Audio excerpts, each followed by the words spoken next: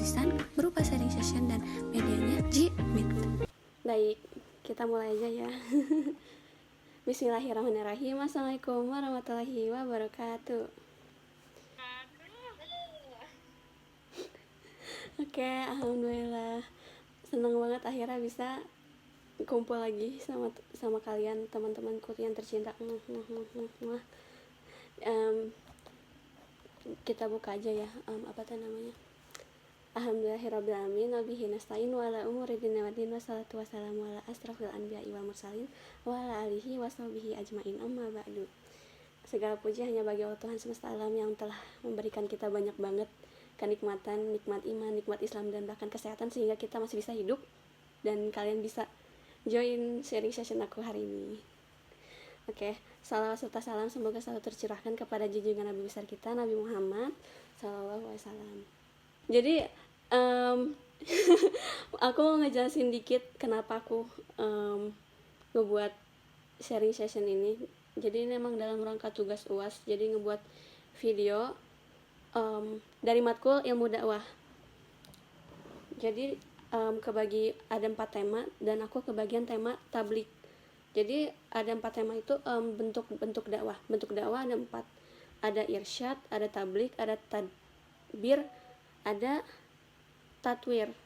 Terus irsyad itu mah fokusnya kayak ke intrapersonal, ke satu orang. Terus ini tuh lebih fokusnya kayak jurusan aku, kayak BKI, kayak apa ya? Ya BK lah.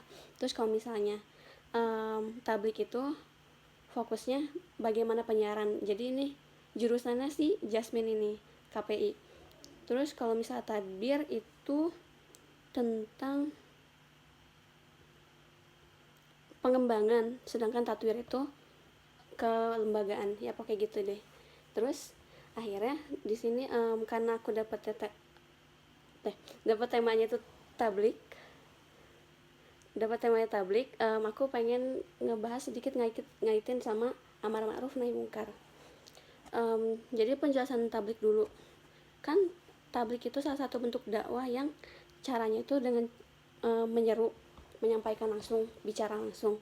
Sedangkan ya amar ma'ruf ya juga mengajak atau mendorong orang lain buat kepada kebaikan dan menjauhkan dari keburukan. Terus jadi hubungannya itu kan kalau misalnya tablik itu sarananya, sedangkan kalau misalnya amar ma'ruf itu menjadi salah satu isi utamanya. Kalau misalnya amar ma'ruf itu bakal efektif kalau misalnya kita pakai tablik, karena ya amar ma'ruf kita harus menyampaikan, bukan cuman diem aja. Tatapan kamu Rai, serius banget aku jadi grogi. Terus dan ini yang paling menariknya, kemarin aku dapat baru banget dapat ini dari guru aku. Kalau misalnya sebenarnya kalau kita dakwah itu bukan pilihan, ya bagaimanapun kita tetap bisa memilih untuk mau mengingatkan orang atau enggak mengingatkan orang. Tapi kayak sebenarnya menurut Islam kalau misalnya komunikasi itu ya sama dengan dakwah. Jadi karena di Islam juga kita selalu diingatkan buat kayak berkata baik atau enggak diam. Jadi otomatis apa yang kita omongin setiap hari itu pasti sebuah kebaikan kan kalau misalnya kita ngeimplementasiin hadis itu. Apa berkata baik atau diam. Terus akhirnya jadi otomatis komunikasi kita sehari-hari ini itu tuh dakwah. Jadi apa ya? Sampai guru aku tuh kemarin bilang kalau misalnya agak salah kalau misalnya orang tuh bilang kalau dakwah itu menjadi profesinya atau enggak menjadi pilihan hidup ya, sedangkan ya dakwah itu hakikatnya setiap manusia gitu. Terus belum lagi kayak bagaimana cara orang menggambarkan kalau dakwah itu harus punya gelar guru, punya di atas mimbar atau enggak di acara yang kayak gini gitu. Terus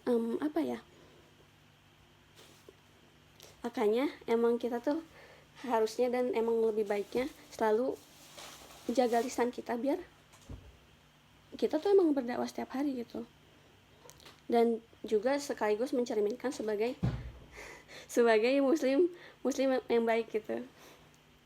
Dan mungkin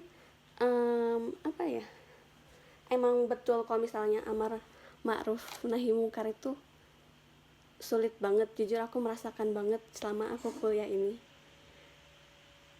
Tapi kita juga bisa selain dengan bicara, kan ada juga ya hadisnya itu gini, yang apa sih, jika engkau melihat kemungkaran maka engkau rubahlah dengan tanganmu, jika tidak mampu maka rubahlah dengan lisanmu, jika tidak mampu maka tolaklah dengan hatimu, tapi itu selama-lamanya iman gitu. Jadi apa ya, bahkan juga selain ucapan kita yang juga menjadi bagian dari dakwah, perilaku kita juga adalah bagian dari dakwah gitu. Terus juga apa ya, kan apa bahasanya ya, dakwah itu ada orang yang bilang ada caranya, sedangkan kemarin kata guru aku tuh yang menariknya, dakwah itu emang beda-beda, tapi bukan karena caranya, tapi bagaimana karakter kitanya menyampaikannya. Jadi apa ya, terus juga dakwah itu nggak nggak ada yang paling benar atau nggak paling salah, karena adanya tuh yang efektif atau enggak yang nggak efektif. Jadi ada dakwah yang akhirnya bisa meresap ke audiensnya, ke apa sih namanya, iya, objek dakwahnya, atau enggak yang nggak efektif gitu. Terus sampai guru aku tuh bilang kalau misalnya dakwah itu ya sesuai karakter kita aja gitu, dan nanti juga kalau misalnya udah sesuai karakter kita, nanti kita akan menemukan pasarnya, menemukan audiensnya yang cocok. Jadi kalau misalnya dakwah yang lembut itu kayak misalnya Ustadz Hanan Ataki, pasti emang cocoknya sama orang-orang yang suka dakwah yang pelan-pelan, yang lembut kayak gitu. Sedangkan ada dakwah yang dengan cara di apa ya, bukan sarkas, menyindir ya, tapi ada juga orang yang suka kayak gitu. Terus akhirnya kayak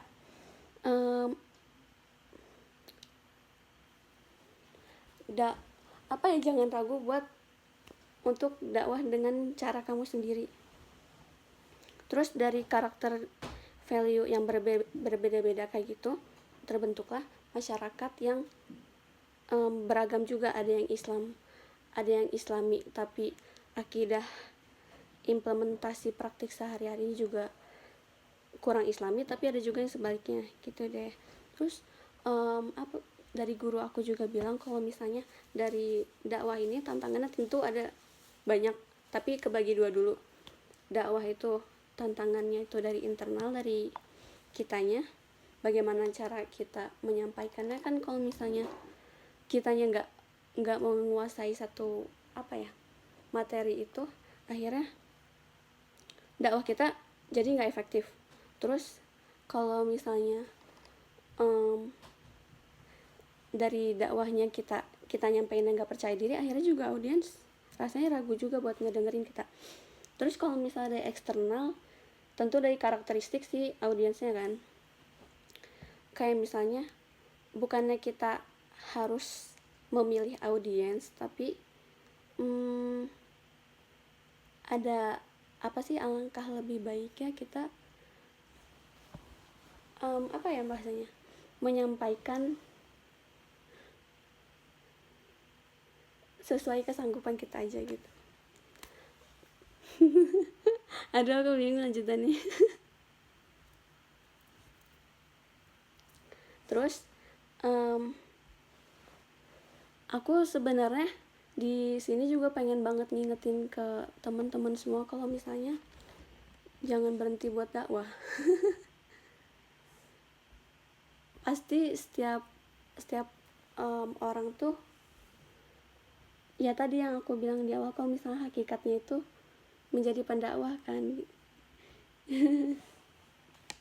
Terus misalnya salah satunya ini, aku pernah takut banget buat apa, ngingetin teman-teman aku di sini. Terus ya aku